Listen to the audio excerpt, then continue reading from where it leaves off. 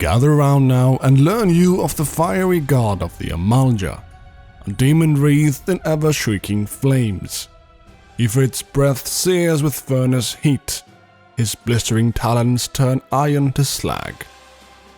His smouldering horns char the heavens, and those who oppose his all-consuming rage perish, screaming in a hell of primal fire. So say the folk tales of the Amalga beast tribe. Hello, I'm Peter from Birds of Play, and I want you to join me as we explore the origins and incarnations of the Lord of the Inferno, Ifrit, throughout the Final Fantasy series. If you're the sort of person who's into that kind of stuff, make sure to subscribe and join the birdhouse for more content. But without further ado, let's melt the skin off some bones. Too much? Ifrit has been a staple of the Final Fantasy series ever since his first appearance in Final Fantasy III, way back in 1990, and he hasn't skipped a mainline series game since. Except Final Fantasy XII, where they decided to mix things up a bit, and he was replaced by the fire aspect Belias. But at least they got an airship named after him. That's something, right? Characterized as the god of fire, his design and attacks usually emphasize his infernal nature. If he's not literally on fire, his attacks and abilities more than likely make up for it. Throughout the years, Ifrit has taken on many forms, his only truly consistent feature being his large horns. His early incarnations, ranging from Final Fantasy III all the way up to VII, had Ifrit appearing in humanoid form, with gleaming rippling muscles and a loincloth barely covering his glowing stalagmite and gaping magma chamber. It wasn't until Final Fantasy VIII that Ifrit took on a more beast-like form, and the trend of depicting Ifrit as a ferocious monster was never really reversed. The name Ifrit is derived from Islamic mythology and Arabic folklore, and denotes some sort of ruthless demon or jinn, formed out of smoke and fire, so we can see where his status as the Lord of Inferno comes from. Ifrit typically has a very strained relationship with another real-world, mythologically inspired summon, Shiva. Although Shiva in the real world occupies a much greater role in the pantheon of deities and spirits found all over the world. Shiva is of course one of the principal deities of Hinduism, and is worshipped in a very real way all over the world by Hindus. Ifrit, on the other hand, is a malignant fire tumor, causing nothing but distress and damage, and worshipped by no one. This is perhaps the reason why their in-game relationship is portrayed in such a rivalrous manner.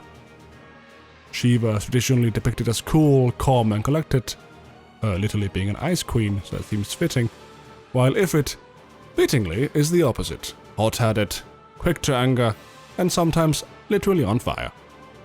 This power imbalance, obviously rooted in the way their real-life counterparts are seen around the world, Ifrit a lowly jinn, and Shiva a principal deity, it's evident that Ifrit is doomed to be forever embittered and hateful towards Shiva.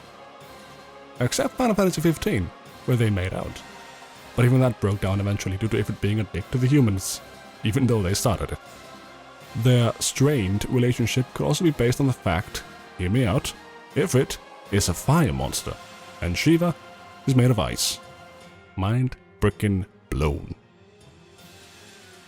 In Final Fantasy XIV, instead of a summon, Ifrit is known as a primal, or icon to the Guardians. Primals are deities worshipped by the various beast races in Eorzea, a name dripping with colonialistic implications, and a bit like calling everyone who isn't Roman a barbarian. The beast races of Eorzea is a term used by the more civilized races as a catch-all name for the various cultures and tribes of beings found throughout Eorzea. But the subjugation of lower status nations in Eorzea is a topic for a whole video another day. One such tribe is known as the Amalga. The official description describes them as a hulking race of nomadic beastmen who inhabit the grasslands of Paglathon, where they subsist by hunting the native wildlife. These worshippers of the Primal Ifrit believe that the region of Thanalan has been purified by the sacred flame. All that to say, they're a really jacked and tall lizard-like race found in the arid regions of Thanalan who think Ifrit is super neat. It's the Amalga's belief in Ifrit being super neat that lands them in hot water with the other more humanoid races of Eorzea. The Amalga think Ifrit is so neat in fact that most of their society is centered around summoning and empowering their favorite guy. This includes raiding trading caravans for much needed ritual crystals, as well as the capturing of whoever they can get their hands on, so Ifrit can temper them, essentially making them loyal servants of Ifrit for the remainder of their life. Due to their lifestyle choices, they find themselves constantly locked in conflict with the neighboring city-state of Ul'dah, a disagreement that doesn't seem like it's going to end well anytime soon. Ifrit is a primal, and although the full definition of a primal in Final Fantasy XIV is outside the scope of this video, suffice to say that primals are bad news for the world. They are the manifested will of the summoners, formed of ether and often taking the form of legendary figures or myths. The Amalga really liked the idea of Ifrit, so much in fact that they willed him into being.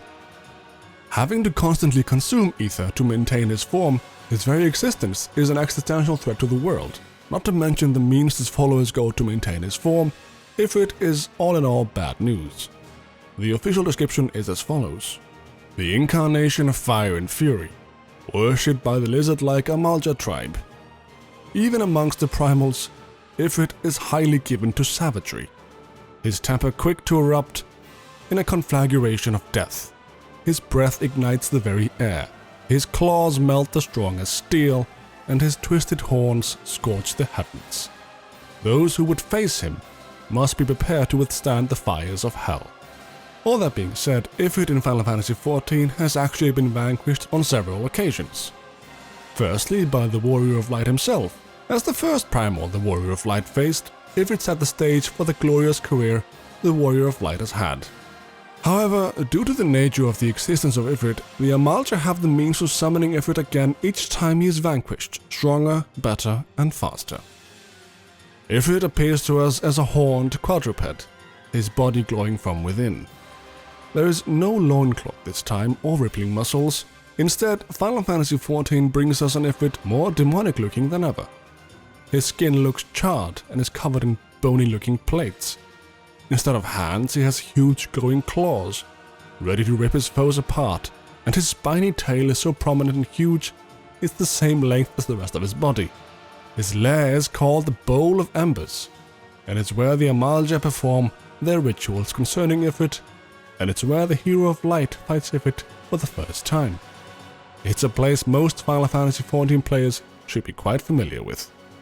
In the Final Fantasy XIV Shadowbringers Side Stories Anthology, Tales from the Shadow, in a story called Ere Our Curtain Falls, we actually learn the origin of the name Ifrit within the Final Fantasy XIV universe. There, a younger Emmett Selch discusses with Elidibus the creation of Lahabrea's masterwork, the fire spirit Ifrita. He describes her as a manifestation of concentrated fire ether, much like Ifrit proper, created as a means to draw etheric energy from volcanoes, then to be destroyed far away from the volcano, so as to safely disperse the excess ether. That's all we know about Ifrita, and so for all intents and purposes, Ifrit only shares a name and an elemental type with Ifrita, as we simply don't have more information to go on. And without going too deep into spoiler territory, I think this just about covers it. On a more personal note, I've always been a fan of Ifrit throughout the games, because fire is cool, and he's red. Hopefully you found this one interesting, and if you feel like we missed something big or just got something really wrong, feel free to yell at us in the comments. Hello everyone, it's Naku here. Hope you liked the video, I hope it was hot stuff. If you want more hot stuff, then please subscribe to the channel, like this video, click the bell, all that good stuff, and we'll see you in the next Primal video or just any other Final Fantasy video you might be interested in. But for now, bird sounds.